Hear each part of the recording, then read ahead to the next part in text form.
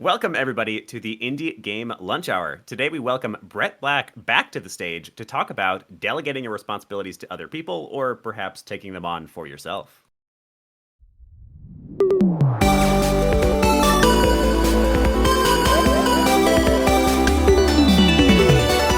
The Indie Game Lunch Hour. Our live magical podcast, we give game developers the chance to hear stories of breaking in from industry experts, as well as directly ask them questions about their areas of expertise in the second half of each episode. This is a mostly unedited recording of a weekly event we actually host on our Discord, so come and join us next week, 12 p.m. Eastern Time, Wednesdays, to ask your own questions live. My name is Willem Delventhal. I am the host of this show, the headmaster of the Indie Game Academy, and the Wizard of Joy. And joining me today is Bret Black. Bret has actually been on our show another time where we talked about being adaptable in design. Bret is the founder of Vashna Games, who are the creators of Wizard Cat's Tank Battle, which we will definitely have to talk a little bit more. Bret, welcome back to the show. What are you having for lunch today? Hey, thanks for having me back. I'm currently having coffee, but it has milk in it, so I think that counts as lunch. That's something, right? My partner and I have been on a health kick, and we're trying to be healthy. So my mornings are just black coffee until like noon or so to just extend the fast a little bit, you know. It But like, counts. yeah, honestly, I kind of like it. It's like it's nice. I just have coffee. I don't need anything else. Just keep it clean. It's all good. All you ever need. Yes, exactly. All right. Well, Bret, you've been on the show before. It's wonderful to have you back. I'd love to actually, before anything else, let's do like the micro versions. Some people have probably heard your origin story on the last episode, Adaptability and Design. So if you want a more in-depth version of Bret's story, perhaps go listen to that episode after this one. But let's get like the micro version. Bret, tell us your origin story. Yeah, thank you. So I've been indie developing games for my whole life. I started doing some basic drag and drop stuff in Game Maker back in middle school. Started building games for real in college. I got a degree in computer science and released a handful of games both as a college student and while working a full-time job. A year ago, I guess now a year and several months ago, I decided to leave my full-time job to develop my games full-time. And the game I've been working on since then is called Wizard Cat's Tank Battle. It's going to be the sixth game I release, and I'm really proud of what I'm building. It's awesome. I love the micro origin story. It is a leap that many people dream of to jump in and start working on their own games, but something that you've proven right there, right now, definitively forever. You can do it while you're working other jobs. You can do it while you have life going on. It doesn't have to be this like perfect alignment of elements. Like, just start, just make games. That's it. In fact, I think we can end the episode maybe. That's all you need to know. All right. Well, Bret, I am so happy to have you back on the show. Now, today you wanted to talk about something instead of the adaptability and design we talked about last time. You gave us the topic, do I build it myself or hire someone else to do it? That is an interesting topic and is one that I still somehow struggle with years and years later, and I know many other people do too. So why don't you give me the intro there? Where do you want to start us off? Yeah, so I'm someone who has explored a lot of creative areas. When I was in high school, I wanted to become a writer. I haven't written even a short story in many years now. But one of the things that really drew me to writing was that it's probably the most pure expression of your brain. So in writing, you can sit down with a piece of paper and a pen or a Word document and just type it out. And you don't really have to worry about developing all these auxiliary skills. Game development and movies are on the opposite end of that, where there's just like an endless number of skills that can be used and a very high number that are at the very least necessary. So for game development, that's always been a challenge when I was getting started, even in middle school. I was just using like free sprites I could find online because I was interested in the design and the logic. But then when I started building games for myself, real games that I wanted to release professionally, I suddenly had to deal with the challenge of how do I get this artwork that I need for the game. So, yeah, there's been a few ways I've done those things. I've gone the route of working with a friend to create things. Yes, they were tiny sneezes.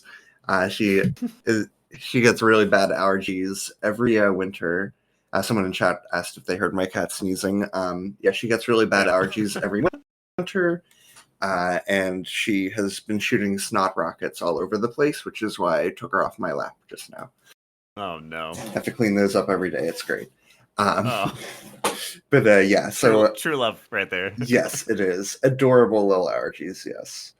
Every cat does have its gross. It's better than pooping on me. But yeah, so when I started building games for real, I knew I wanted to do design. I knew I wanted to do logic. And that left a lot of other skills that also needed to be filled. I am fortunate enough, the co-founder of Bosch Entertainment is a composer and sound designer. So from the beginning, the two of us were working together, but that still left a gaping hole for artwork, visual artwork. For the first game we built, we worked with a friend of mine from college, and he did a great job. But that was not something that we were able to work on for the future projects. So for our next two games, we built the art ourselves and did our best with very limited visual artistic skills to build the models we wanted. And for the other two games, for Harvested and for Wizard Cat's Tank Battle, we've gone the route of hiring people to make it. So there are very, very different approaches you can do there. You can try and find a friend to help you with it. You can try and develop those skills yourself, or you can try and hire someone. And I think all of us sit in that space a lot, trying to figure out which one we want to do. So really the topic I want to dig into is how much time should I spend trying to do it myself versus getting someone else. And realistically, you are going to have to do a little bit yourself, especially if you're a solo developer or in a small team. It's very difficult if you're just using free placeholder art that you got and you're trying to convey those ideas to an artist that you're hiring, you're probably not going to do a very good job of getting those ideas across to them. If you're using a generic sprite for an elf and you're talking about some unique species you came up with for your fantasy world and you want it to look a certain way, just describing that in text is not going to get very far. So yeah, that's basically the intro. Are there any specific areas anyone in the chat wants to hear more about? I'm happy to dig into all of those. Yeah, I mean, there's a lot to potentially talk about here. Part of the reason I was excited to talk about this is because delegation, which is sort of a part of what you're talking about, is something I care about for myself a lot.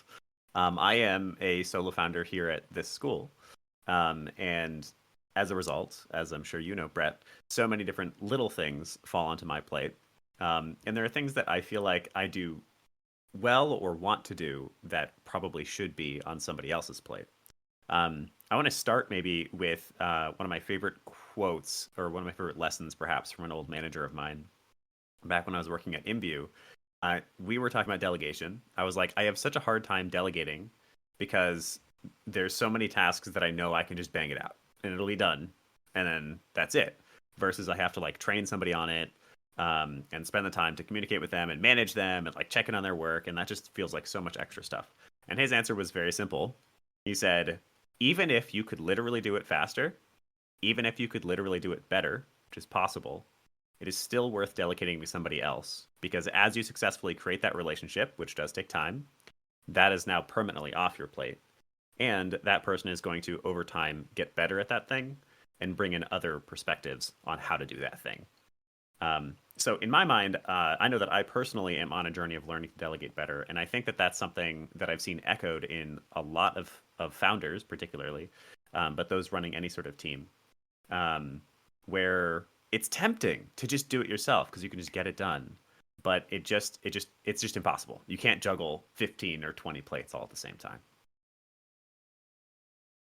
Yeah, definitely. And yeah, which that's a whole other topic to dig into, to the process of building a relationship with another artist or developer and figuring out how to start with that, because if you start on a wrong foot, you can set up a very frustrating working relationship. But yes. yeah, Yeah, so yeah, I agree completely that delegating is the way to go as much as possible. But yeah, I, and someone in chat asked how to keep consistent art styles. Mhm. My response to that is don't use AI art because that's a good way to make sure that there's zero consistency among your our artwork. In addition to various ethical issues with that, but yeah, getting consistent artwork is a very interesting question. That's something that we struggled with Harvested, where a variety of artists came in and out. One thing that I've started using more recently that has made a huge difference, and I wish I was aware of earlier, is mood boards. For people in chat who aren't familiar with a mood board, what a mood board is, I would highly recommend looking them up. So yeah, they're great. Some people use just like Pinterest or a Word document, but basically it's a collection of images that capture the mood and energy of your style, whether that's Mhm. artistic, visual, if it's artistic audio, or even just design and thematically. It makes a huge difference. And that is a really great way to convey ideas both to new members of your team and start off on a good foot with that artist while also putting you in a position where there's a bit more consistency because we all agree that this is roughly the color palette we're looking at, and ideally you have a established color palette. But yeah, I've never heard someone in chat referenced PureRef as mood board software. I'm going to need to check that out because right now I'm Yeah. doing things in embarrassingly janky ways. I mean, I think we all, something I have come to understand and believe is that we're all doing everything in increasingly janky ways, and it's mostly okay. You can always be better. So this episode name specifically references paying somebody, hire someone to do it. And I think budgeting is its own whole area of expertise and competency. But to maybe touch upon that and touch back into this subject matter, how who do you start with? So let's say you're building. Let's specifically talk about game studios. Who are those people who are the most important to just pay, just hire, and how do you make that decision for your unique team? Yeah, so I think when you're starting out, it's good to take a stab at everything and see not only what are you good at, but what do you enjoy doing. And I think that a lot of people think that they shouldn't be enjoying work, but if you don't enjoy a part of the process, you're probably going to burn out and be miserable and never complete your project. So I think more than just raw skill, it's important to recognize, oh, I don't really like painting these textures, or I don't like making UI elements and all that. It's important to recognize, but then also maybe you do enjoy some 3D modeling or you enjoy doing sound effects. And I would say the first person to hire is someone who can do the things that you really, really don't like doing. Hmm. And in early prototype stages, the idea is just to get an idea across, to create something that can get other people excited about the project because you're going to find way higher quality people to work with if you have an exciting foundation that they can buy into. So I think that really depends on who you are and what your interests are. I mean, there's people who are primarily modelers and they don't want to do game logic. They should pick someone who can do the game logic for them. Um, let's see the questions here. We Oh can save the questions yeah. there Okay, yeah, for the sorry. end as well, Brett. Yeah, totally. I think this is a good line of conversation, though. It is definitely a balance to decide who comes in, but I like the simplicity of just whatever you don't enjoy doing is one of the first team members you need on your team. I think the for me, it's always been a bit of a balance of what I don't enjoy doing and also what I just know I'm weak at. So perhaps I do enjoy doing sound, or our team members at IGA, for instance, my two core team members. There's plenty of other people who help us, and our team has become pretty sizable, which has been amazing. But the two core team members are community and marketing. I enjoy doing community. That's a fun part of my job, and I still do it to some degree. But I knew it was extremely important to what IGA is, and so I brought in Jess anyway. Marketing is something I definitely don't enjoy doing, and I'm also not that good at. So I brought in Ulysses. So I think there's also a bit of a balance. There's a couple of other criteria. I'm curious, you have, I think, what you don't enjoy doing as this top criteria. I think that's right on the money. What are some of your other criteria? How do you know what needs to be offloaded off of your back? So I think if this was like a management sim, if we were playing Game Dev Tycoon or something, and you can just like open up a panel and grab a Infinite programmer and dollars, you can artist. click a Yeah, and button. Yeah. well, not even just infinite dollars, but like an infinite pool of people who are interesting and will instantly work out with your particular project and reach those skill levels. Then you could do it in that order. But realistically, when you're a small team, you don't really have a ton of opportunities for people who can be a long-term partner. It's easy enough to find people on Fiverr, and like Fiverr has been great for me for things like UI because there's really only so many UI styles, and you can find someone who's doing roughly what you like and pull them in fairly early through that. But like the 3D modeler that I'm working with, I met him at a convention. He came up to my booth, said he loved the game and wanted to participate, and he's been working in a paid capacity for like 6 months now and has been fantastic. And because he's on the team, he's creating all Pirate Cove models while I'm building the Spell Ultimate system. And these two things are happening simultaneously because of delegation. But I mean, I think probably in an ideal world, I would bring a 3D modeler artist on first because the visuals go a very long way in marketing the game. But I personally find visual artists to be the hardest person to find for the team because there's so many styles, there's so many people out there. Yeah, very good marketing. He did a really great job of just coming over, handing me a card, and worked out great. But It's a lesson into and of itself right there. yes, definitely. But yeah, so I think like in an ideal world, bringing people on who can really spice up the visuals is a great first step. But realistically, it's a matter of finding right people at the right time. Yeah. Yeah, I would agree with that as well. Like we right now, I'm talking about IGA a lot because that's kind of my world. A little bit different than a studio, but many of the lessons definitely apply. Right now, one of my own personal like pain points is managing the program itself. So when we run one of our cohorts, all of our core classes are live. That's one of our differentiators, and it's something we believe in. Online recording online recorded classes suck, in my opinion. 5% course completion rate versus like 80 to 90%. So I run those myself, and they're fun and they're great. This last weekend, I ran a level 1. Very fun, met a lot of amazing people, but it means that I don't have a weekend. And I come into Monday going, oh my God, like, how do I exist right now? So I think something I would add to this ring is just what is your personal pain points? What is it that is exhausting you and not allowing you to do your best work in other areas? From what you just mentioned, it feels like the sort of top 3 identifying factor to know who you need to grab for your team are: number 1, what you don't enjoy doing, what you already told us. Number 2, the work value that they bring. So you're talking about these 3D artists. You know that that's a big part of what makes an indie game work. So their actual work value. And then number 3, just kind of the skill gaps. You were like, yeah, I could do the 3D art, or I could get somebody from Fiverr to do it, but it was like kind of crap. So I found a 3D artist. So perhaps those are our 3. Does that sound about right? Yes, it does, definitely. Awesome. So you also messaged me. Brett reached out and asked for a second episode, which is part of why we're here doing a second episode with Brett. And while it is not quite the topic of the day, you mentioned something to me in that message that I was kind of intrigued by, and I kind of want to talk to you about it. So you said, I would love to come on and talk about onboarding new people because I have this unique onboarding system. I am intrigued, Brett.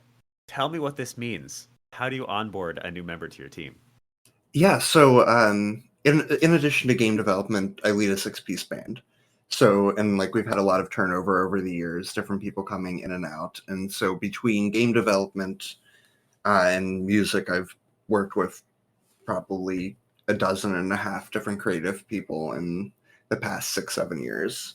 And early on, it was really, really rough to bring people in because you have conflicting visions, and sometimes you get something that I guess like it might look good, but it might not be the right vision for the project.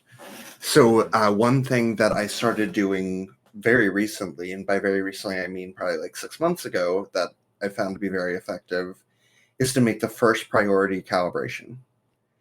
So rather than focusing on just giving the person an assignment and trying and then just hoping that it'll be acceptable and you can put your stamp on and move on, to really focus on, is this the right direction?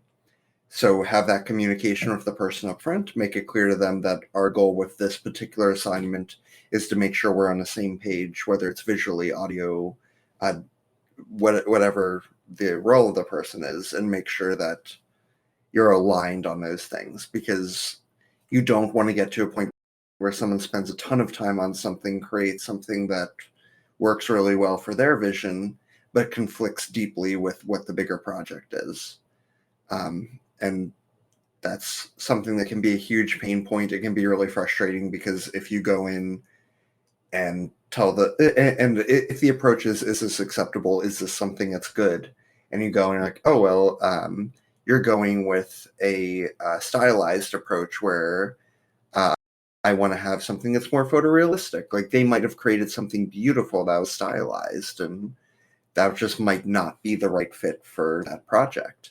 So going in and with early iterations, be like, okay, like we want to do something that's shaded differently. We want to do something that doesn't have shadows built into it because the shadows are going to come from the engine. All that, getting all that out of the way and in a context that's less threatening to the artist's ego, because you're talking about calibration, not talking about quality and skill. That is something that I'm still learning and still improving, but I found it to be very effective. Interesting. So you've talked a lot about art here and calibrating somebody into what it sounds like is sort of standardizing styles, making sure they're coming in and delivering you work that fits the project, which is something you wouldn't really realize you have to do until you've brought a couple of new people into your team, especially on an existing project. That will absolutely be part of what you have to do when you onboard somebody. They can deliver you like beautiful work, but if it's a different style to what the game is, if it doesn't match your gameplay pillars, then you have work to do to move them towards it. I'm curious though, do you feel like this applies to non-artists? So like an engineer coming in, do you have to do this same sort of calibration, and what does that look like? Yeah, so it's going to be less so if it's someone that's uh, if they're doing something that's largely behind the scenes, but still, like if you're bringing an engineer in, you have to worry about style guide. You have to worry about their general way, that the design patterns they're using, the way that they're working off of your code, how much they're breaking off into their own modular pieces versus if they're just going to be extending a monolith class and turning into something monster. Yeah, with everything, there's multiple right ways to do it, and I mean, if you look at my early code bases, you'll see that every 6 months I learned a new design style existed, and I decided to try it out. And the result of it is just something that's totally unwieldy and impossible to interpret. But so I think the same applies there, even if it's less of a visual thing. But similarly, like going in and telling a developer, okay, this design pattern you're using is unacceptable, you need to change it, versus saying, this is not how this code base is set up. This is not fitting the design patterns for this code base. Change this. Now you're talking about something that's very objective and is less of a target at someone's ego. I like that. Yeah. Make sure you are, in general, I think, be careful of triggering people's egos. That is definitely partly their responsibility. You know, if somebody needs you to tiptoe around them all the time, that's frankly a bad employee and maybe deserves a different conversation. But it is noble, good. I think all of us should strive to be careful of hurting people's egos and instead focus on how we can improve the work and get closer to something that we're all happy with. I think for engineering specifically, you're right on the money. There are a lot of different ways to approach writing code. And I am now convinced, I've been on, a number of projects in my career now, that every single project people think is the worst, ugliest thing in the world.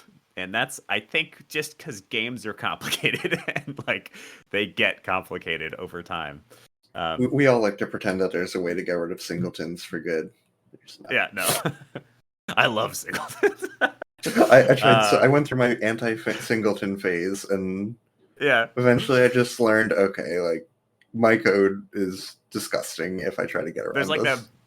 there's like that bell curve meme where it's like at the beginning you're like, wow, singletons are amazing, and in the middle you're like, man, singletons are the worst, and then at the end you're like, actually singletons are amazing. Yeah, and like that's also a great discussion. Like singletons are fine if you are writing your testing the code that needs to be tested in modular units, and like when I'm working in Unity, I write pure C sharp classes as much as possible, and I keep my game logic in pure C sharp classes because that's very easy to test. But then I have things that are simulation related in mono behaviors, and mono behaviors are not fun to test. I generally write my mono behaviors with the expectation they will not be tested. But then I can keep my logic and algorithms in a space I can very easily test. But that again, like that's something that is a very good discussion to have with people early on if that's how your code base works. Yeah, if you're anti-singleton, they better, know that pretty early. So I think to wrap this all together before we move into community questions, a lot of what we're talking about here, I think, is largely a conversation about management. Delegating your responsibilities to other people, deciding when to hire on and replace yourself in various parts of your business. And then here at the end, we started talking a little bit about onboarding people. So I'd be curious to hear your highest level thoughts. How does one be an effective team leader or manager? Yeah, I think probably one of the most important things is just making sure people are passionate about the project. When people lose their passion with the project, especially, I mean, if you can pay people Google salaries, maybe that's different. But if you're That will relying help. on a combination of people who are being paid fairly low rates or people who are straight up volunteering to participate, the moment that they lose excitement over the project, they're out.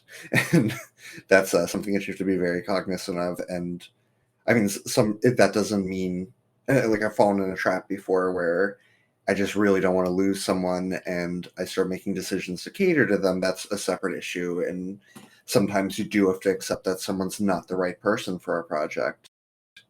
But sometimes, but it's important throughout development to make sure that people remain engaged, remain excited, and as much as possible create a sense of being a part of a team, not just someone who's sending files. And for that reason, I try And to, requesting yeah, tasks. exactly. Like a simple exchange of tasks and uh, finished projects is not really a way to get someone engaged. So I use Discord to communicate with my team. I have private channels in there. I have the public channels for the community, but then the private ones that are for people who are actually working on it. And as much as possible, I encourage everyone to share their work early in those channels instead of DMing me. So everyone is a part of this process. It's not everything bottlenecking through me and me making all those decisions. Other people get a first dibs at sound effects, visuals, music, and can provide their feedback on that too. So people's connection to the project and sense of ownership over it exceeds beyond just the things they're specifically working on. Hmm. I love that as an answer. I think there's a few parts that I would pull out of there. I think establishing shared ownership is really important. For those who are earlier in your career, you may not have experienced this yet, but interestingly, especially in professional companies where people are hired on in full-time positions with full-time salaries, there's a type of company you can join, and often you don't really know that it's that type of company until you get there, where everybody's lost interest, where people just aren't engaged, aren't excited. They're there to get their paycheck and be done. And in some ways, that's fine. I think like the everybody should be engaged in the business and excited all the time. Like that's kind of its own toxicity. But still, like especially in games, the love for the project is something that is tangible on the other end of the release. If everybody is excited about the project, by the end of it, you'll all feel it. So I love this concept of just making sure the team is actually engaged. One of my favorite quotes about management I've mentioned a couple times in this podcast is from my own brother. He is a manager at Meta right now. He runs a tech team over at Meta working on the Horizons project. And his quote is very simple: "Your primary responsibility as a manager is to unblock your team. It's not about making sure they get their tasks done. It's not about making sure people are delivering even beautiful work. It's just making sure everybody is unblocked to deliver the best that they can deliver." And I think making an exciting, engaging environment is a huge part of that. All right. I think it's time to move into the daily questions, or the community questions, I should say. So I'm going to pull Rick up onto stage, our chief question asker. And Rick actually has two questions in a row. Rick, why don't you just go ahead and do both? Hi, good talking with you again, Brett. Hey, So my questions are, first, how do you effectively vet the people that you decide to bring on board? And the second question is, at what point is it the better option to not bring somebody else in for a particular task and role? yeah. So to answer that question, I'm actually going to switch over to talk about some music experiences I've had. So when was it? Like, I guess a year and a half ago, we were looking for a new drummer, and I put ads on Craigslist and various other websites to just look for someone. Got maybe a dozen responses, and I started calling them. And it started with just a phone call, just being like, "Hey, let's talk for half an hour and see how things go." Um, One person got on the phone and just wanted to tell me about how his car was broken down, how his girlfriend was leaving him and probably going to jail, and how it was going to mess up their whole family. And didn't really want to talk about the music stuff. I just wanted to really vent and made it clear that he had a beef with a lot of people. That wasn't a very good sign, but that's something that I wouldn't have picked up on very quickly if it was just a matter of audition. If it was just a matter of looking at skill, I never even got to a point where I wanted to audition this person because the energy that he came in with was very, very negative and very toxic. Um, so that's something to, uh, yeah, yeah. I don't know if he would have been an amazing employee, but yeah, I think it's really good to make sure that someone's personality meshes and won't become a drag on the team, won't become something that's really stressful and causes you to step on eggshells, like Willem was mentioning. So there's definitely a point of vetting people for personality. Similarly with the style standardization, I think again, like seeing if someone's able to match something, match the vision of the team, the vision of the project is more important than just asking them to create the nicest thing that they can, as an example. And yeah, I think it's really good to accept sometimes that even if this person's the only option on your radar right now, maybe they're not a great fit. And that's fine because other people will come up. It might take a while and it might not be the right time, but you're going to end up putting yourself through, you're going to end up doing more work trying to deal with someone who is incompetent and not a good fit than you would if you just kept looking for someone who actually fits the team. Yeah, I want to throw some stuff in here because I care about this a lot. When you're hiring people, do not rush. It is better to struggle. It is so much better, infinitely times better, to struggle handling something without the talent you need than to have somebody who is toxic or degrading to the team. Because number one, you have somebody who is toxic and degrading to the team, and then number two, you have to deal with getting rid of that person.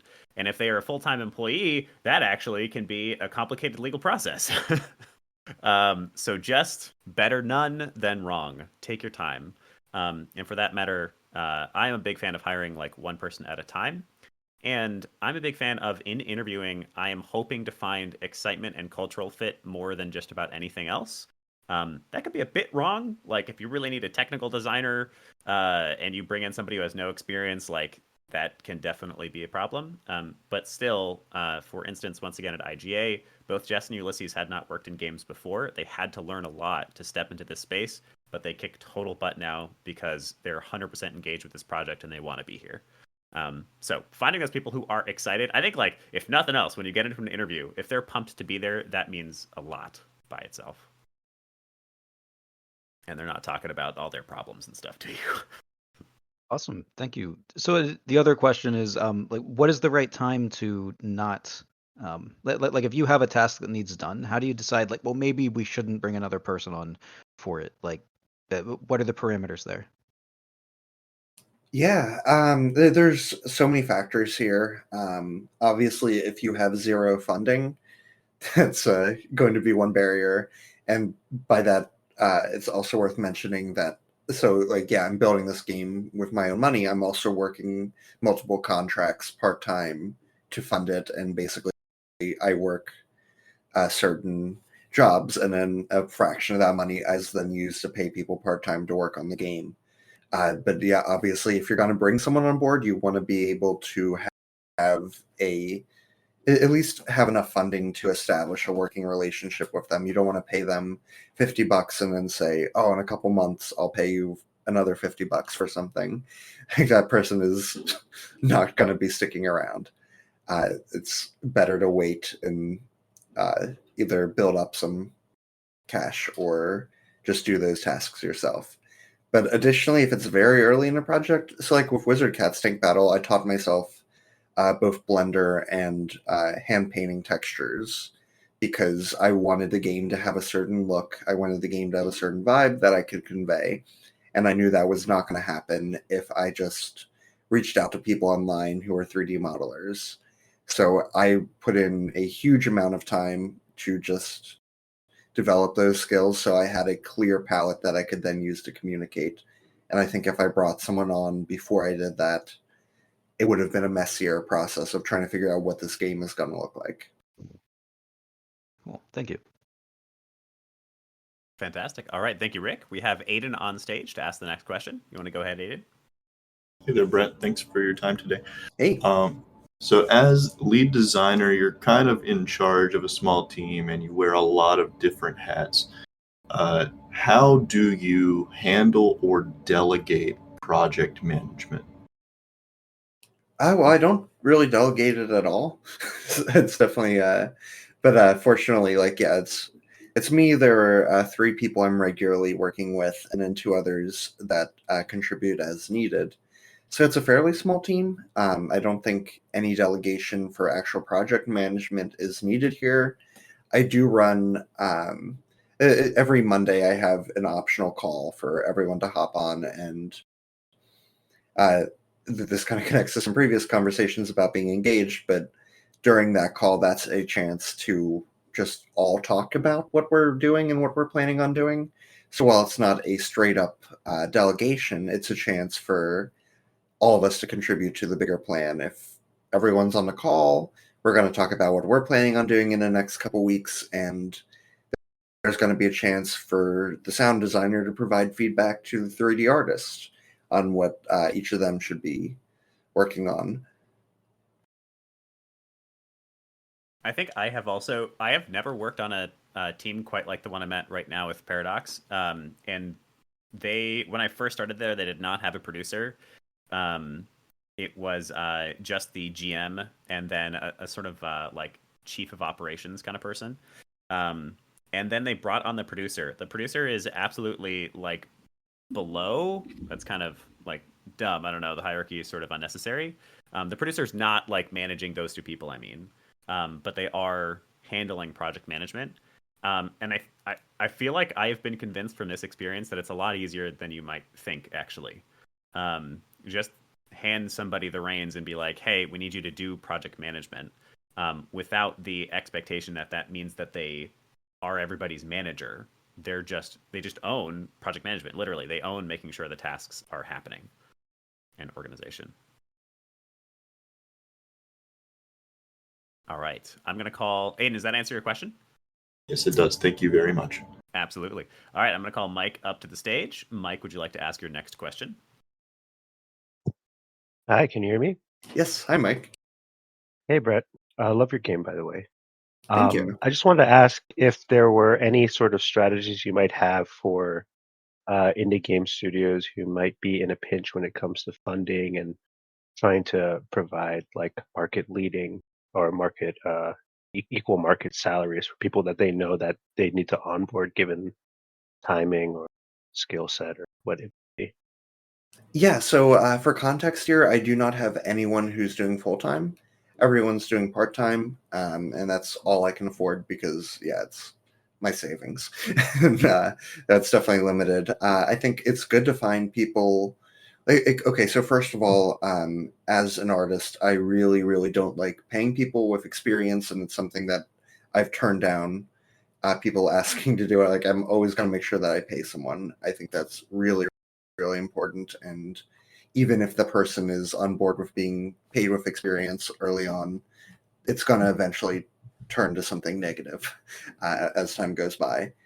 But I do think It's that just so much cleaner to just like, here, yeah, you get this. Thank you. yes, yeah, it creates problems for both parties later. But if you don't have the money for a market salary, look for people who are younger and getting started. So like, still pay them something that's fair, something that they think is fair. But you can obviously the compensation for someone who's just getting started and looking to build their resume is going to be lower than someone who has an established decade or two of working on it. So like I think giving people opportunities and experience as an auxiliary payment is good, and that's a way to cut down on the total cost that you're paying. But you should always make a point of making sure they are compensated financially. Did that answer that, or did I go on a tangent? No, that's awesome. I didn't think about part time, so that's really awesome. You brought that. Thank you. I'm Yeah, curious what and your opinion is. Oh, go ahead, Brett. yeah, I was just gonna say yeah. So like, I'll do um, maybe 30 hours a week of contracting, pay for like 15, 20 hours of of artists working, and like yeah, I'm a programmer, so fortunately my part-time contracts are very well paying, and I'm able to do that and then disperse that money to people who are working on the team. But yeah, that obviously depends on your personal situation. I'm curious what you think, because this is such a popular solution for indies who don't have a bunch of money sitting around. Well, I'm curious what your thoughts are on RevShare. Rev share is a hard one because unless you really know how to write a deal like that, I think you can get yourself into a lot of trouble later. And it's something I've avoided for that reason. You run into a lot of issues. Like if you're starting out in a small team, maybe there's 4 of you, you might decide, okay, like we're going to split this equally, 25% each, or you might assign some sort of value based on commitment, skill level, task, all that. But give it a year or two, and now one person is less engaged. Do you cut down their percentage? Because part of the idea of rev share is you're being paid for the work you did in the past. So that gets really messy. If someone leaves a project entirely, do they still keep 25% of it because they worked on the project for 3 years, and now the next 2 years you need to bring someone else in? You fully release it, and okay, you split it 4 ways, 25% each. Now you have no money to actually go into the studio and cover business expenses. But then also, like, if you're just getting started with a small team, if you offer someone like 5% rev share, like that would be huge if it was a large project. And like, obviously 5% rev share of a AAA title would be insane. But Yeah. if it's a small team, 5% really might boil down to $0. Zero. So I don't know. Like, I think rev share is really appealing when you're getting started and you don't have a budget. But yeah, it's a really messy territory to go into. Yeah, I think I am mostly a fan of it in smaller projects where there is a definitive end date. And also, just to say this, anytime you're granting any kind of ownership, whether it be rev share or actual shares, make sure there is a vesting period. They have to work for a certain period before they get anything, and then make sure they get shares over time. So it's not just like you have 25% of this forever. Right now, it's after you've worked for us for a year, you get 10%. And then every year you work for us past that, you get another 5%, up to a max of 25%. And that keeps you a hell of a lot more safe. Also, talk to a lawyer. I'm not a lawyer. This is not legal advice. Yeah, the lawyer part is key. Trying to set up a fair and legally sound rev share deal when you're 20 is probably going to be bad for everyone involved. Yeah.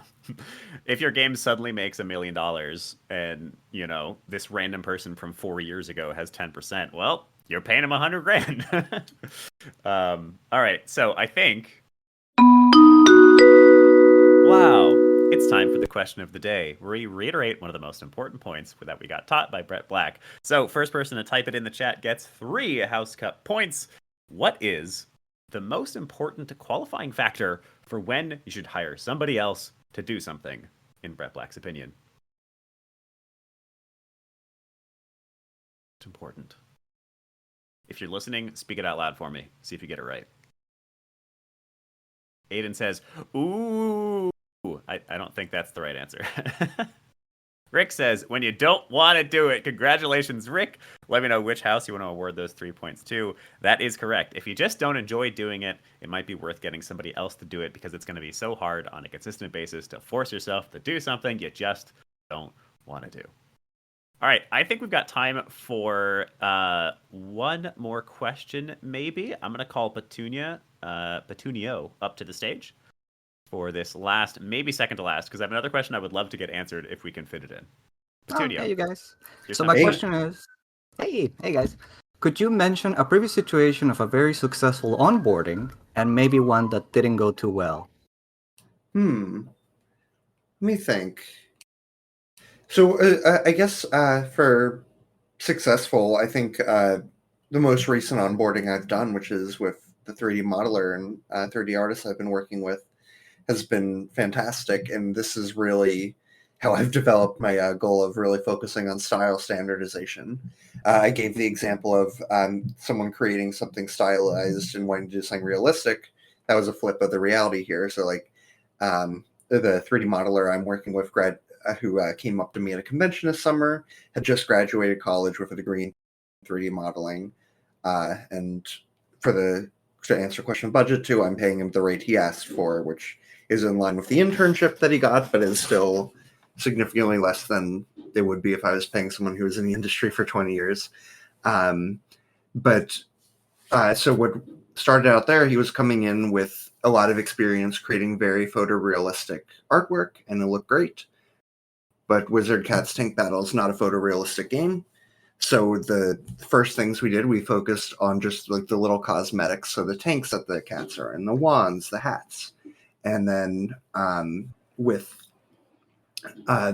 while working on those, we iterated on them, improved them, and focused on getting that style from realistic to cartoony, figured out what textures, shaders worked, and now as we're building these larger environmental assets, it's our style is much more lined up.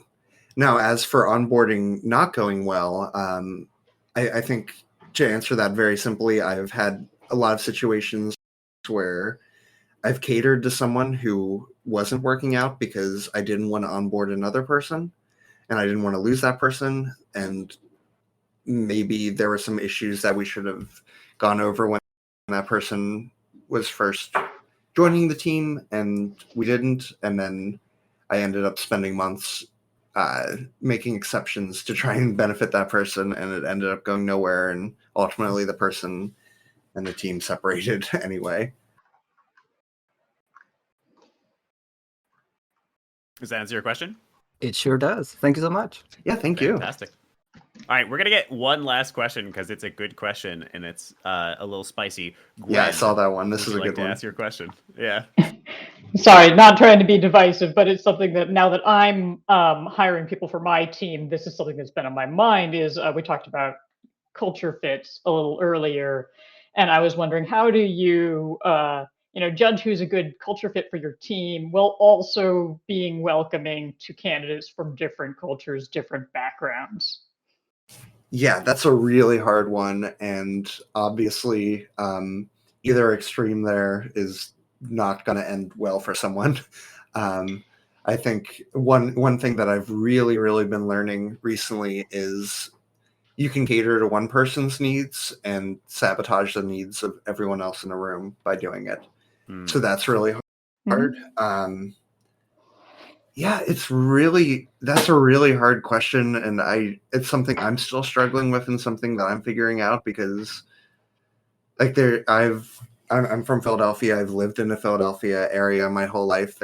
There's certain language I use, certain ideas I've been exposed to from a very young age that cause me to act in a certain way and expect other people to act a certain way. And also, there's certain things because of that where if I hear someone's talk a certain way, say certain things, I might get a certain impression about that person. It's not always accurate when people come from drastically different places, cultures, even 3-4 hours from here in central PA. People are radically different than they are in Philadelphia.